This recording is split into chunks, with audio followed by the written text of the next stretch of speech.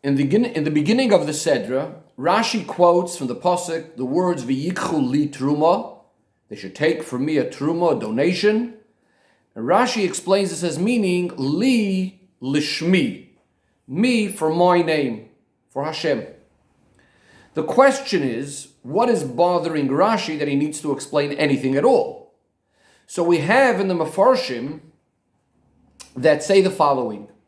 The word v'yikchu li, which means take to me, that means to give something to Hashem, is the way we would usually understand those words. The problem, however, is it's very difficult to say this in regards to Hashem. Because number one, how is it b'chlal possible to say that we're giving anything to Hashem, or that Hashem needs anything from us, when la Hashem ha'aretzum loya, the whole world belongs to Hashem? And as the Pasuk says, im erav loy oymar loch. So to speak, if I'm hungry, Hashem says, I'm not going to be asking you for anything, I won't tell you about it. Hashem doesn't need anything from us. Another point is that the word li, v'yikchu li, means that how does something usually go from one person to another? That means that we're going to have to bring it close. You're going to take it. You're going to bring it from one person over to the other. And of course, this only applies when we're speaking about Gashmi-istic things, Gashmi-istic people, which by Hashem, that of course doesn't have a body, doesn't have any shape or form, etc., etc. What does it mean to give it to Hashem, to bring it to Hashem?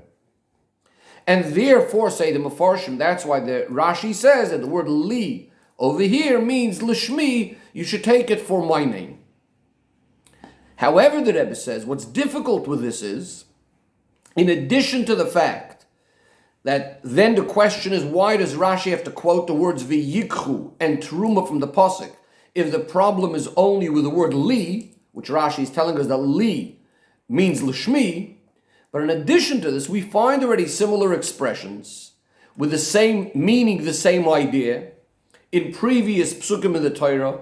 One time, when Yaakov Avinu says, Aser asrenu loch, I will give meiser to you, or Kadesh li kol b'choir, Hashem says, sanctify for me every single b'choir.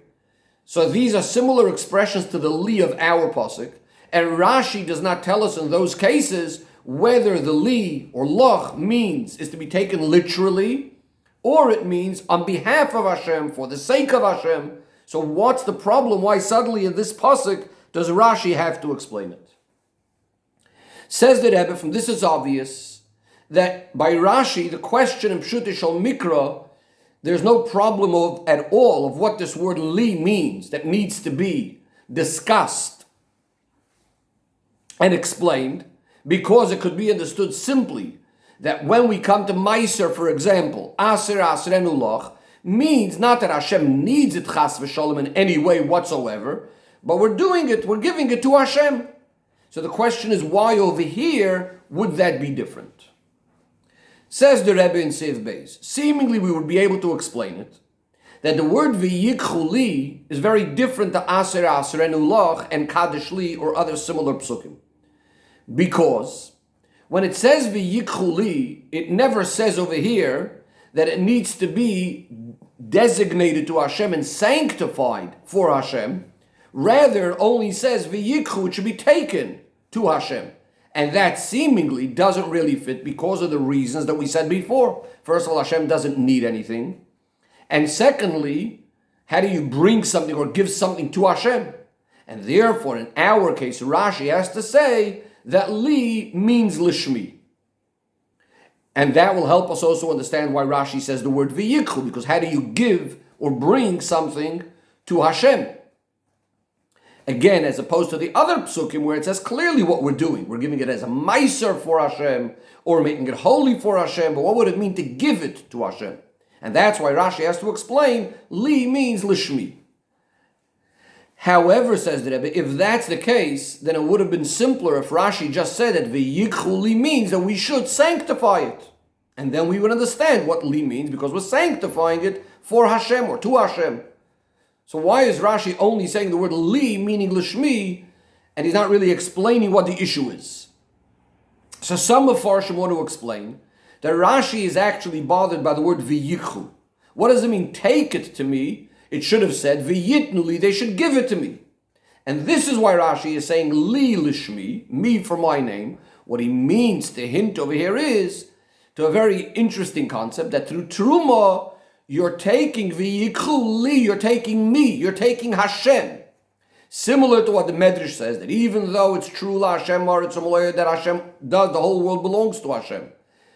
Because Hashem brings down his Shekhinah amongst Yid. Hashem nevertheless wants, although the whole world belongs to Hashem, Hashem wants to bring his Shekhinah specifically to the Yidden, and through Torah and mitzvahs, oisiatam loichim, you get Hashem. And obviously, since you cannot take Hashem himself, so to speak, because as the Pasuk says, Hashemayim u'shmei Hashemayim, even the greatest heavens, lo yichal kalucha, cannot contain Hashem. So therefore, Rashi explains it.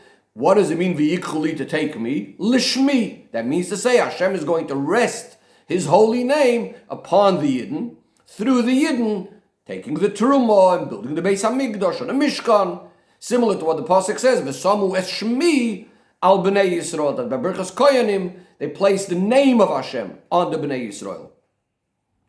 The problem, however, with this, says the Rebbe, that we discussed many, many times, that Rashi's explanation is written for us, that a Ben Chama Mikra should also be able to understand it. From the words of Rashi itself, not with having to look into any Mefarshim of Rashi, etc. If Rashi would mean this idea, that the word V'yikhuli Teruma means that through this we are getting Hashem's name to rest upon us, etc., Rashi should have explained this clearly and not just write in some sort of remez, in a hint, by saying the word lishmi, we're supposed to understand this whole idea. So the Rebbe goes on to explain that we mentioned earlier already that Rashi also brings in this Dibur HaMaschil, also brings the word Teruma, which leads us to understand that what's forcing Rashi to say li, lishmi, is not only from the words v'yikhu li, but from all three words together, v'yikhu li teruma. And what the Rebbe says now is that Rashi is actually going to soon explain the word teruma separately. Now, when Rashi's proof for his pirush is going to be from a later word in the pasuk that needs to be explained in order to force this pirush, Rashi would usually first explain that word, and based on that word, we would now understand, so the previous words in the psukim then must be explained in a particular way. But in our case, since Rashi explains the word teruma, which he's going to explain afterwards, as meaning hafrosha, to separate something from Hashem. In our case, Rashi is only going to explain it afterwards. That means you don't need Rashi's interpretation for the word teruma to be able to force us to say that v'yikhuli teruma means lishmi. So in other words, somehow, no matter how we explain the word teruma, it's going to force us to say that li means lishmi, not only based on the way Rashi is going to explain the word teruma, meaning hafrosha. How do we understand this? So the explanation is as follows. Simply, when we learn the words v'yikhu li, we would understand it as meaning we are sanctifying something for Hashem. We're making it hektish. That's the way we would have understood it. Says Rashi, no, the pshat v'yikhu li teruma, since it says v'yikhu li teruma, it's going to tell us that the meaning is something different. That is, the word v'yikhu simply means that we are taking something from one place into another place, or from one rishus, from one domain, and it's now going into another domain. What about the word teruma? The word teruma, we could simply explain it in two ways. Either as Rashi himself explains it, which means hafrosha, that you are separating something from where it was before. So the person who owned it had it, and now it's being separated. He's giving up his ownership on it. And in this particular case, by separating it for hektish, it's now connected to hektish, is becoming holy. Another way of understanding it is teruma means to lift up, to elevate it. When we're speaking about something not in the context of a physical lifting up, but rather regarding the concept of ownership, etc. So clearly what it would mean is it's being lifted up, it's being elevated into a higher place, into a higher domain. Similar to what Rashi says, by the field of Ephraim that went to Avram Avinu, Vayokom stay Ephraim. Rashi explains that this was something that was uplifted for this field that now went out from the hand of a simpleton like Ephraim and went to a melech, went to Avram Avinu. So in our case, previously this was owned by a Yid. Teruma means it's being elevated. It's now going into the bailos, to the ownership of Hekdesh, of Hashem, and so on. Says the Rebbe, based on this we can understand that when the pasuk says v'yikchu li teruma, we can no longer say that the word li is coming to teach us that we need it designated and we need to sanctify it, giving it away to Hashem. Because this idea that it needs to be moving away from my ownership and going to Hashem is really expressed already in those words, v'yikchu and teruma. That's exactly the way we just translated. V'yikchu, teruma means that it's now going away from me. It's going away from the owner. It's now going to belong to Hekdesh. It's now going to belong to Hashem. The Rebbe adds in the brackets the only difference between the two pirushim, whether teruma means hafrosha, separating, or if teruma means to lift up. The only difference then will be if teruma means to lift up, to elevate it. Then this idea that it's becoming part of Hekdesh is primarily in the word teruma. It's being elevated into Hekdesh. And the word v'yikchu would mean that it's changing, moving away from the previous rishus. That's what the word v'yikchu would mean. And the teruma part would mean that it's being elevated right now. If the word teruma means from the word of hafrasha, so then you would say that v'yikchu is referring to not only the fact that it's moving from one rishus to the other, but also that Hekdesh is owning it right now. And then the word teruma is speaking about how it became completely separated, how it now is again moved from one level completely to another. It's no longer belonging to the previous person, to the owner. Says the Rebbe, this is why Rashi has to come along and say that the word li over here, since v'yikchu and teruma are both emphasizing the idea already, that it's moving from the person's domain to Hekdesh's domain. This is why Rashi says, so what does li teach us? Li cannot mean that it's becoming Hashem's, as in the pasuk Kadosh Li. Rather, there's something new that's being taught over here. That when the teruma is being given, it has to be lishmi. That means not only it's being given to Hekdesh, but there needs to be a special kavana that it has to be done lishma. Similar to what's done by a get, or what's done by a Sefer Torah, etc., that you have to have in mind that you're giving it for Hashem's sake. Says the Rebbe, based on this, we have something very, very beautiful and amazing that comes out in the halacha area of Rashi. Because in this Rashi, that in the teruma there also has to be a concept of kavana, of lishma, Rashi is actually following a very similar thing of what we understand his shita in Shas. That is, we have a Mishnah, where the Mishnah tells us that whether things that were designated for the Mizbeach, Kachim Mizbeach, or things that were designated for Bedek Habayis, for the different things of the Beis HaMikdash, we cannot change these things from one Kedusha to another. The question is what exactly this means. So we have a machloikis between the Rambam and the Raavad. The Rambam says that when we say you cannot change from one level from one kedusha to another, this also refers to things that were designated for the Beis Hamikdash itself, not for the Mizbeach. So if, for example, you designated it for the Heichel, you cannot, for fixing the Heichel, it cannot be changed for fixing the Mizbeach, for example, or other areas within the Beis Hamikdash. The Raavad, however, argues in the Rambam and says no. There's absolutely no difference between the different parts of the Beis Hamikdash, whether it's the Heichel, whether it's the Azorah, whether it's the Mizbeach. It makes no difference.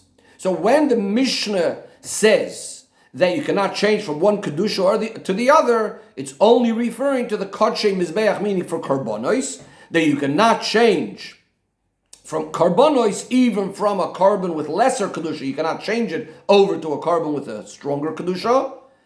And you also cannot change the amount of time that each carbon can be eaten. Once you change from one kind to another, it's going to change the amount of time it can be eaten, etc. But in Bedek Habayis, things that were designated for the Mizbeach, what difference does it make? So you could change. What about Rashi? So let's look what Rashi says on this Mishnah.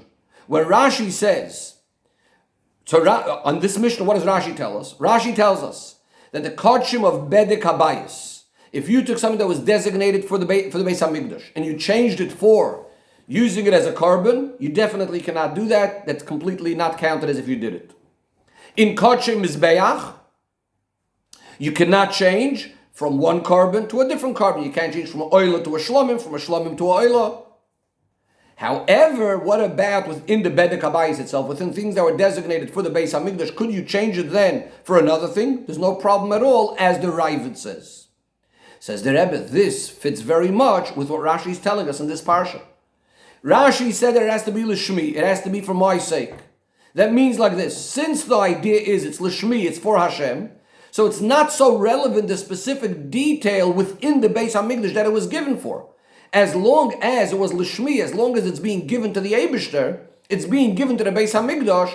So even if it was given technically for the Heichal, it could be changed for fixing the Mizbeach or something like that. Because the idea of l'shmi is a general kavana. It's not for a specific part of the Beis Hamikdash. It was designated for the Beis Hamikdash for Hashem's sake, and therefore there shouldn't be any problem moving it from one level of the Beis Hamikdash to another. Says the Rebbe, we can ask the following question. Regarding this idea that you have to have the kavana for Hashem's sake, the question is the following. Amongst the terumos, which were the Pasuk is speaking about, there's also, when the Pasuk says v'yichuli teruma, so there's different types of teruma. So one of the things is terumas ha-mizbeach, the teruma that goes for the mizbeach, that is to buy karbonis tzibur, as Rashi says on the Pasuk, that Rabbi Yisseinu taught that there's 3 times the word teruma mentioned over here, and one of them is for the donations of the Mizbeach. So the question is the following. Regarding Terumas HaMizbeach, regarding Karbonos, we have a halacha that how were the Karbonos Tzibur bought? It was from the Machzis HaShekel. The halacha is that we could even force someone to give Machzis HaShekel. We could take away something from him as a mashkin, as a security, till he gives the Machzis HaShekel. That means we even force this inyan of Teruma. How could we then say, how could Rashi say that it needs to be l'shmi, that it has to be done l'shma? If you're giving it by force, clearly you're not having kavana. You're definitely not having kavana l'shma. That's question number 1. So how can Rashi say it has to be l'shma? Question number 2, we still have the question that was mentioned earlier. Why doesn't it say v'yitnuli? Why doesn't it say they should give the truma? Why does it say v'yikhuli, they should take the truma from me? So the Rebbe says these 2 last questions of how it can be l'shma while a person is being forced, and why does it say v'yikhu instead of v'yitnu, these 2 questions actually answer each other.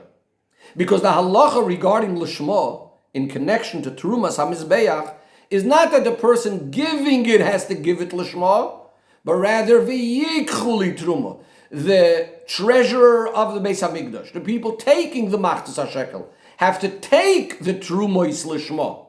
So in other words, therefore it answers, yes, the guy's being forced, but the person taking it has to be taking the l'shma. That's why it says v'yikhu was speaking by the person taking the Teruma. The Rebbe actually says that this is actually what we find in the Psukim. We find 2 different expressions. It says like this: Daber el b'nei Yisrael. First, it says speak to the Yidden. V'yikhu li truma. We say you should take the truma. Me'eis kolish, from every single person.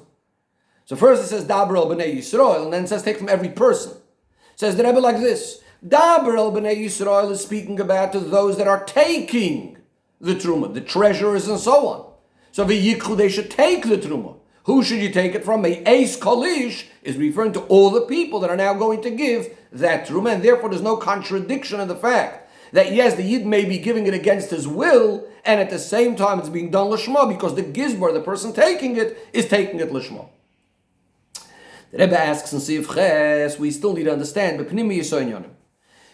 Since the idea of the Truma of the Machzis HaShekel could sometimes be even against the desire, against the will of the giver, which means by this particular Truma, it's not going to be relevant. The Kavanah so much, not like by the Teruma that's given for the building of the Mishkan, which clearly says the pasuk that it was given by the generosity, so they clearly cared and they wanted to give. It seems to be, if by Machzis HaShekel in this case, or these sorts of Terumos, that the bottom line is that as long as it reaches Hekdesh, then it doesn't matter even what I had in mind. So the question then is, why is it important that the gizbar, the treasurer, the person taking the Terumos, should have in mind Lishma? It seems to be it's the kind of thing that just doesn't need Lishma. So why is it so important that the person taking it should have Lishma? So simply we could say that it's similar to the Maimer Azal, Parnas al Yatil Eima al Atzibur Shaloi L'Shem Shamayim. A person, a leader, a community leader is never allowed to just frighten the people, Shaloi L'Shem Shamayim. In other words, since a person has a job to take money by Yidden, donations or whatever it is, and he even has the right to do it Bal Karchoi, even against their will, it may be over here specifically important that he shouldn't have any ulterior motives. And therefore, perhaps this is the reason maybe we have to tell them you should do it l'shema, make sure you're doing it for Hashem's sake. So that's one answer we could give. But the Rebbe says it's not so simple, it's not so smooth. Because based on this, the word lishmi, li lishmi, is not really so noigeya to the actual taking of the teruma, of these donations. Rather, it's something more related to their personality, that they need to be doing their work l'shem shamayim. But it seems to be, from the expression, from the simple language of the pasuk, and the idea, it seems to be saying that it's actually important that the teruma should be lishmi, that the teruma should be actually taken lishmi. It's not only about the collector. So the Rebbe says, the explanation is as follows. When the teruma is given for the Mishkan and the Karbonos, we understand this is in order to make a place for Hashem, a dira for Hashem in this world, both in the Mishkan and through that in the whole world. The idea of making a dira is that it should be fitting for the dira of the Melech, the king, to be able to live there. And in order for that to happen, we need to have two things. Chassidus explains that you first need to clean out the palace from any sort of dirt, from any sort of filth. There's an additional thing you have to bring in, beautiful furniture, beautiful other things, etc. In Avodas Hashem, these are the two ideas of Sur Meira v'Asei Tov.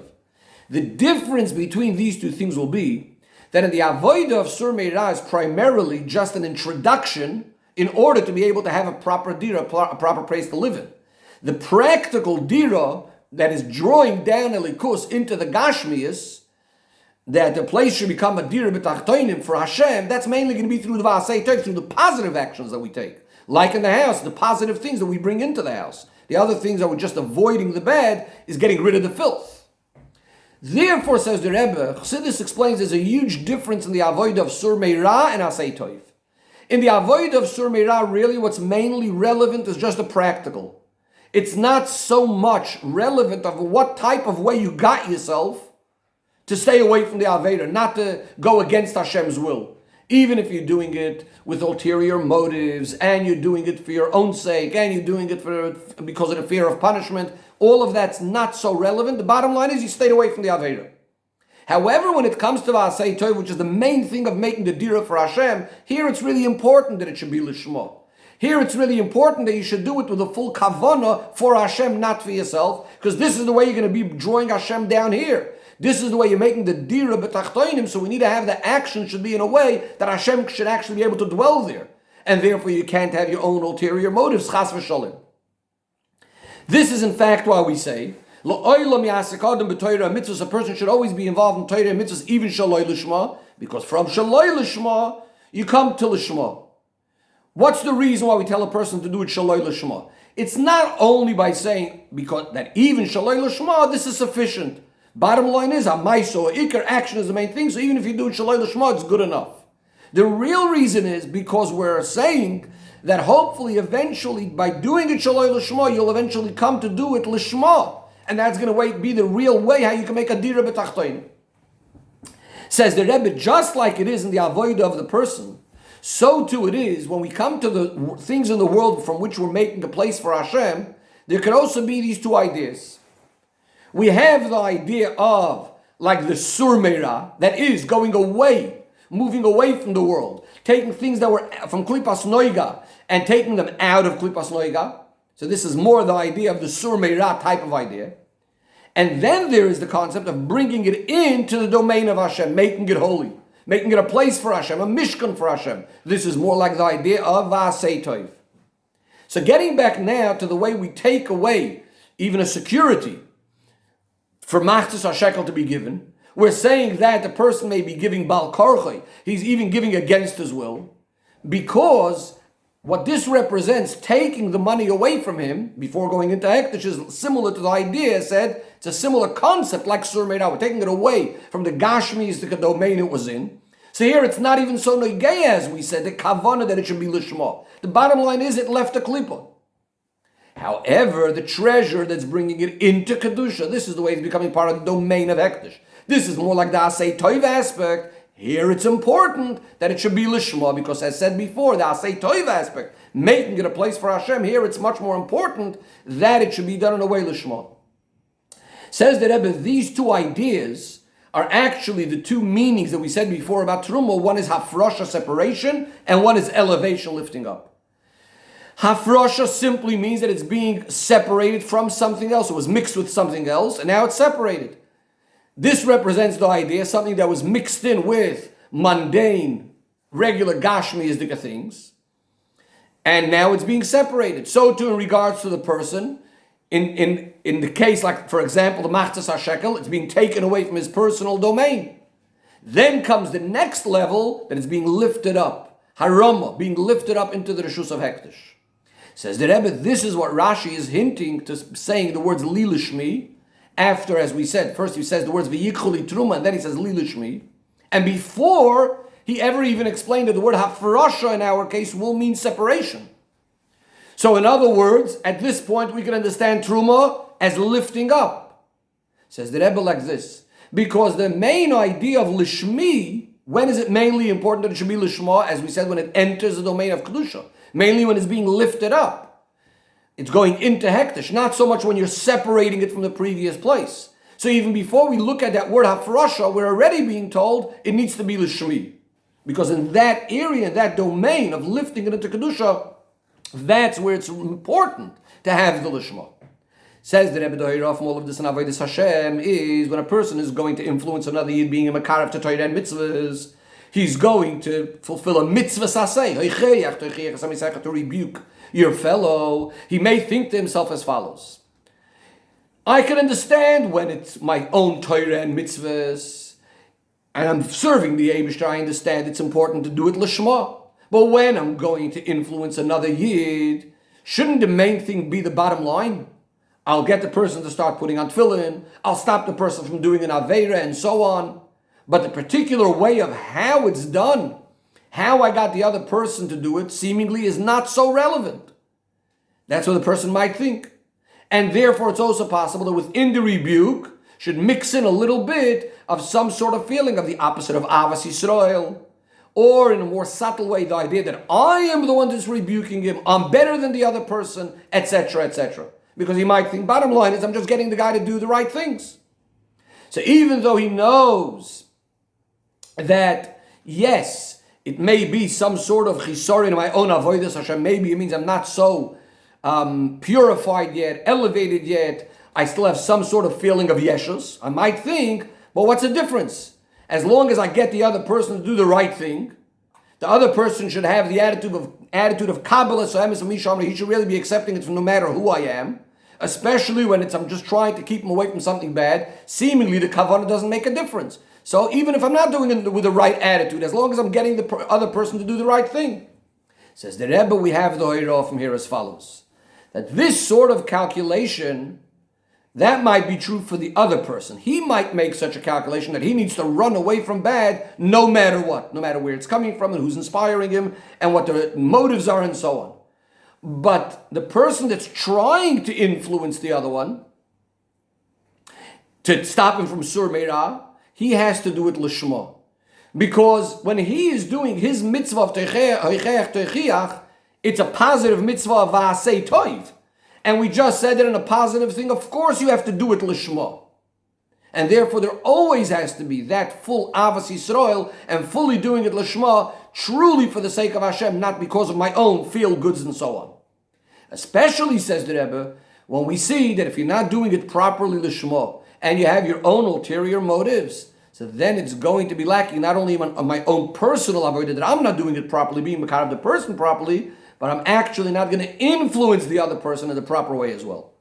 And therefore, going back to that statement, al yatil eima al atzibur shaloi l'shem shamayim, that you're not supposed to scare other people and so on, This is true even when you're trying to stop them from a sur meirah. Because since there's some sort of opposite feeling mixed in, ultimately I will not be able to achieve what needs to be achieved properly. However, when we do the avodah properly, l'shmo, even if sometimes I have to force the person, as it says, ma'asin ala tzedakah, sometimes we force a person to give tzedakah, etc.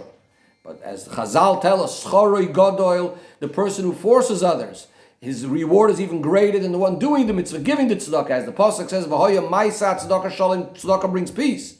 But regarding the gabbai tzedakah, it says, u'matzdikei harabim, those that bring righteousness and merit to the others, kakechavim is like the stars, and gedoilot tzedakah, including this tzedakah, that brings the geula immediately.